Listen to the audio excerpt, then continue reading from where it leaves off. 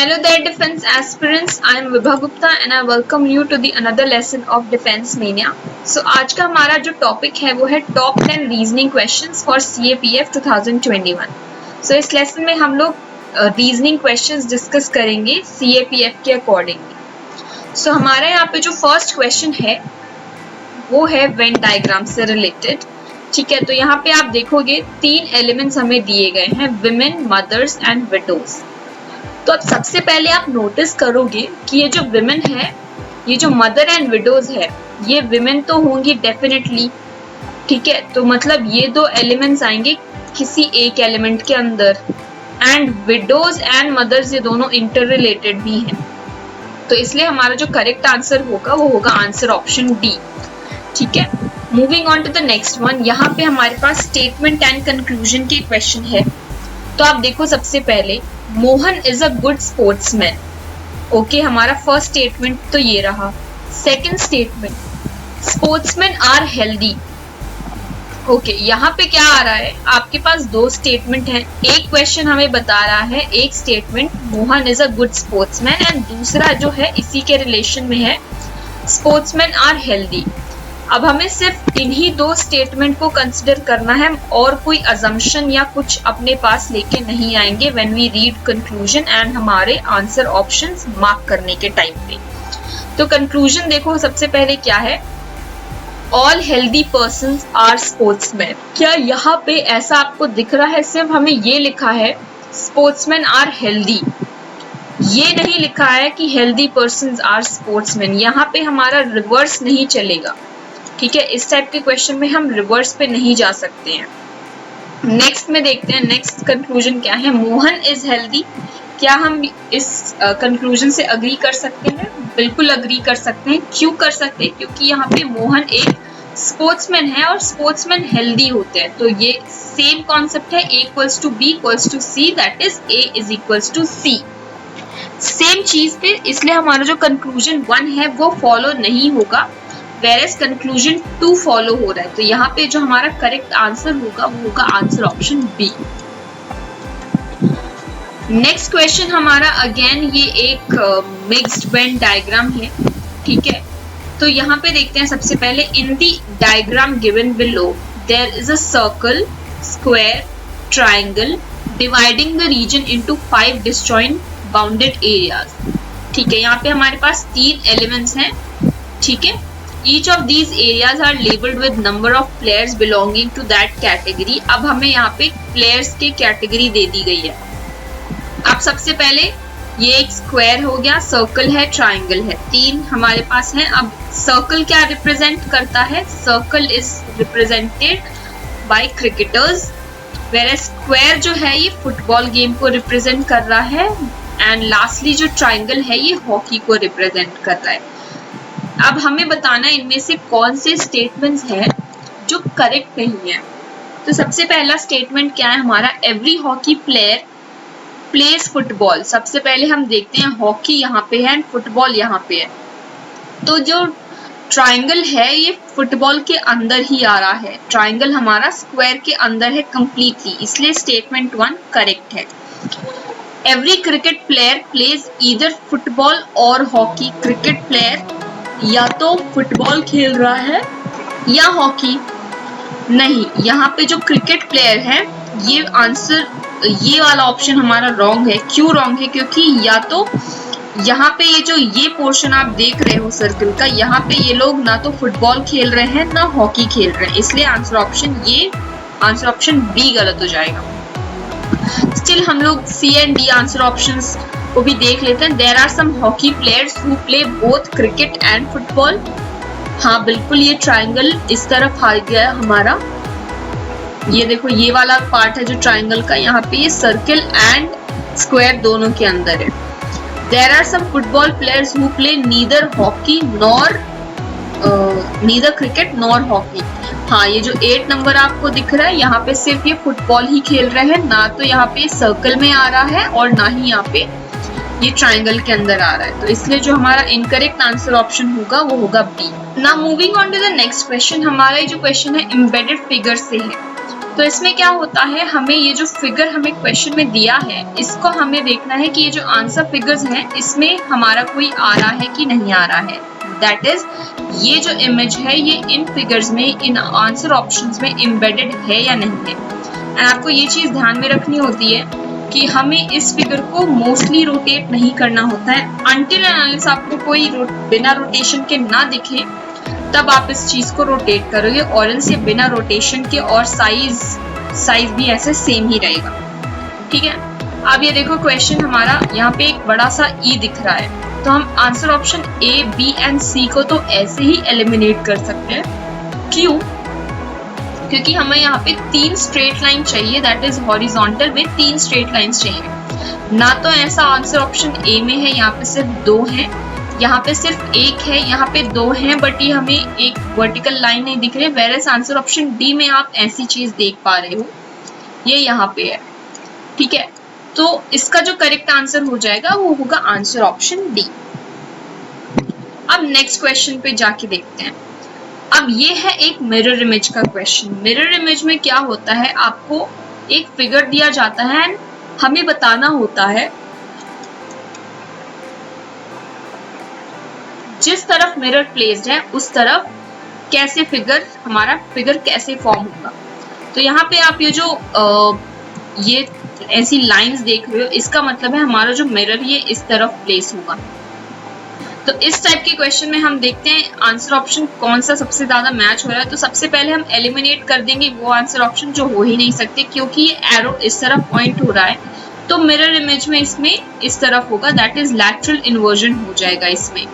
तो since answer option 1 में नहीं हो रहा है, ये यहाँ पे आंसर ऑप्शन 1 एलिमिनेट हो जाएगा। नेक्स्ट जो ये वाला पार्ट है दैट इज शेडेड रीजन है, ये हमारा इस तरफ रहेगा, पास में रहेगा मिरर के, एंड जो व्हाइट पोर्शन है वो दूर रहेगा।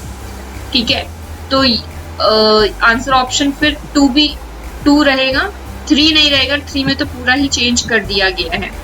एंड आंसर ऑप्शन 4 भी नहीं होगा, क्योंकि ये व्हाइट पोर्शन नहीं, यहाँ पे हमें शेडेड रीजन चाहिए, यहाँ पे व्हाइट चाहिए। तो इसका जो करेक्ट आंसर होगा वो होगा आंसर ऑप्शन 2। अब नेक्स्ट इसी से मिलता जुलता एक और मिरर इमेज का क्वेश्चन हम कर लेते हैं। ये थोड़ा सा टफ है compare to the last question. अब यहाँ पे देखो हमें इस तरफ मिरर प्लेस किया गया है, तो मतलब हमारी इमेज होगी वो ऐसे बनेगी यहाँ पे।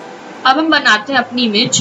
तो ये जो ब्लैक पोर्शन है ये तो स्क्रीन के पास ही आएगी, तो हम सबसे पहले एलिमिनेट कर देते हैं आंसर ऑप्शन, तो 1 नहीं रहेगा एंड 4 नहीं रहेगा। ये ब्लैक पोर्शन यहाँ पे आ गया। उसके बाद हमारा ये जो लाइन सिस्टम आएंगी, ये लाइन सिस्टम ऐसे बन जाएंगी हमारी, ये एंड यहाँ पे एक ब्लैक इस टाइप का कौन सा दिख रहा है हमारा, इस टाइप का जो हमारा दिखेगा वो है आंसर ऑप्शन 3। यहाँ पे जो आंसर ऑप्शन 2 में क्या कर दिया, इसको पूरा ही चेंज कर दिया है, ऐसा नहीं होगा। तो इसका जो करेक्ट आंसर है वो है आंसर ऑप्शन 3।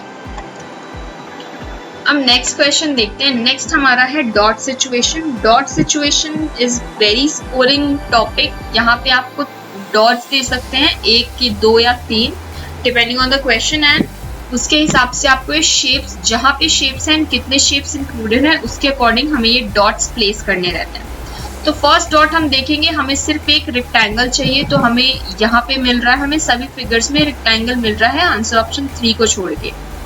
नेक्स्ट अब देखते हैं, हमें चाहिए एक circle, then we also need a square and also a triangle. तो स्क्वायर, सर्कल एंड ट्राइंगल ये कहाँ पे मिल जाएगा हमें?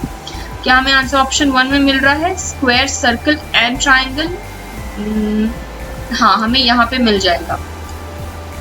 And we also need a triangle and a circle. Triangle and a circle ये इसमें पॉसिबल नहीं है। ठीक है, अब इसमें देखते हैं triangle and a circle. Triangle and circle हमें मिल रहा है, यहाँ पे एक छोटा सा प्लेस है।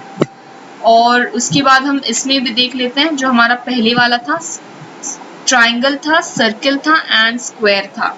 ट्राइंगल, सर्कल एंड स्क्वायर ये मिल रहा है, तो इसका जो करेक्ट आंसर होगा आंसर ऑप्शन 2 हो जाएगा। Now moving on to the next one. ये हमारा कंप्लीट करना है सीरीज को, कंप्लीट करना है फिगर को, नॉट सीरीज। ये फिगर को कंप्लीट करना है, तो हम इसको सबसे पहले इजीएस्ट मेथड होती है, आप सीधा सीधा जो फिगर है ना बना दीजिए। तो हम इसको कैसे बनाएंगे, ये ऐसे बनेगी हमारी फिगर, और यहाँ पे ये लाइन ऐसे पास होगी। तो इस टाइप का फिगर जहाँ पे भी दिखेगा वही हमारा आंसर होगा। तो इसका जो क्वेश्चन है, इसका जो आंसर ऑप्शन हो जाएगा वो होगा आंसर ऑप्शन ए। क्यों होगा, क्योंकि एग्जैक्ट सेम चीज हमने जो बनाई है यहाँ पे वही यहाँ पे दिख रही है। आंसर ऑप्शन डी में अलग ही शेप बन गया है, इसमें थोड़ा जो लाइंस है ये टेढ़ी हो गई है, इसमें आंसर ऑप्शन डी में तो फिगर को पूरा ही इन्वर्ट कर दिया गया है। तो इसका जो करेक्ट आंसर है वो है आंसर ऑप्शन ए। अब नेक्स्ट क्वेश्चन जो है वो हमारा सीरीज का है, ये एक वर्बल रीजनिंग का पार्ट है। सीरीज में अगर आपको इनिशियली ही पैटर्न आ जाएगा समझ में, तो आपके ये जो मार्क्स होते हैं वो पक्के ही हो जाते हैं, क्योंकि आपको आंसर निकालने में फिर कोई डिफिकल्टी नहीं आएगी। तो आप सबसे पहले सीरीज को देखो। ये सीरीज थोड़ी देखने में हो सकता है कॉम्प्लिकेटेड हो, बट ये है नहीं उतनी, ठीक है। जनरली हम सीरीज को सॉल्व करते हैं तो पहले देखते हैं नंबर्स हैं, अगर आसपास ही नंबर्स हैं तो हम उसको प्लस माइनस से ही कर लेते हैं सॉल्व। बट अगर यहाँ पे नहीं आ रहा है, नंबर्स थोड़े दूर है, तो ज्योमेट्रिक प्रोग्रेशन हो जाता है, वहाँ पे या तो मल्टीप्लिकेशन होता है, डिवाइड होता है एट टाइम्स, ठीक है। ओके, तो सीएपीएफ में जनरली आपको इजी ही सीरीज आती है। तो फर्स्ट क्वेश्चन हम देखते हैं, यहाँ पे आप नंबर्स देखोगे तो हर एक नंबर में कॉमन क्या दिख रहा है आपको, नंबर में आपको 3 कॉमन है, तो हमारा ये 3 तो पक्का आएगा। अब देखते हैं 8 से 7 जाने, दैट इज -1 +2 अगेन -3। तो ये कॉन्जिक्यूटिव नंबर्स हैं, बट एडिशन एंड सब्ट्रैक्शन होते जा रहा है ऑल्टरनेटिवली। तो यहाँ पे +4 आएगा, ठीक है। अब लेस चेक कर लेते हैं, यहाँ पे 103 आ गया, उसके बाद -5 करेंगे तो 10 - 5 आ जाएगा, उसके बाद 6 करेंगे तो 113 आ जाएगा। सो विच मीन्स हमारा जो सीरीज है वो करेक्ट है। तो इसका जो करेक्ट आंसर है 103 है। अब यहाँ पे देखो एक जो कॉन्सेप्ट है यहाँ पे, ओनली डॉटर, ठीक है, ओनली डॉटर ऑफ योर, यहाँ पे ये क्वेश्चन में ये फादर नहीं है, ये मदर है, ठीक है। ये instead of father it's mother, question wrong है यहाँ पे। ओके, तो यहाँ पे है the only daughter of your mother, मतलब बात किसकी हो रही है, क्योंकि यहाँ पे वुमेन से बातें हो रही हैं, ये मैन वुमेन से बोल रहा है। Only daughter of your mother मतलब ये वुमेन इटसेल्फ, वुमेन हरसेल्फ, अब ये है, ठीक है। अब how is that women related to that person, अब वुमेन एंड ये मैन के बारे में बात हो रही है, तो ये वुमेन कौन हो गई, ये इस मैन की मदर हो गई। तो इसका जो करेक्ट आंसर होगा ये होगा answer option C. I hope आपको ये कॉन्सेप्ट आ गया हो। His mother is the only daughter of your father, ये जो पर्सन यहाँ पे खड़े हैं, मतलब हरसेल्फ, ये वाला पॉइंट तो सिर्फ इस वुमेन को इंडिकेट कर रहा है, इस वुमेन को इंडिकेट कर रहा है। यहाँ पे हमें मेंशन क्या हुआ है, हिज मदर, मतलब ये जो एक पर्सन की बात हो रही है, इसकी मदर, दैट इज इसकी वुमेन, इसकी mother is that women herself. तो इसका जो करेक्ट आंसर होगा वो आंसर ऑप्शन सी हो जाएगा। अब यहाँ पे जो नेक्स्ट क्वेश्चन है, that is the last question of the day, is of direction sense. यहाँ पे हमें एक क्वेश्चन दिया है, उसके अकॉर्डिंगली हमें बताना है कि वो किस डायरेक्शन में फेस करे या कितना डिस्टेंस बचा हुआ है। A man is facing west. He turns 45 degree in clockwise direction and then another 180 degree in the same direction and then 270 degree in the anti-clockwise direction. Which direction is he facing now? अब यहाँ पे हमें 3 चीजें दी हैं, 45 degree in clockwise, 180 degree in the same direction मतलब clockwise, 270 degrees anti clockwise.